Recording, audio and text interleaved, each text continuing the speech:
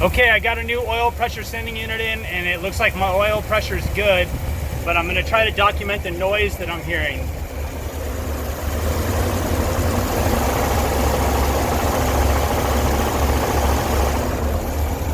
I don't know if the video is picking that up, but it's just a kind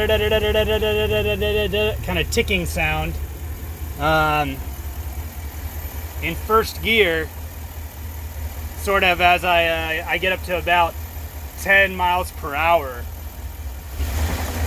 I don't hear it when I'm just accelerating.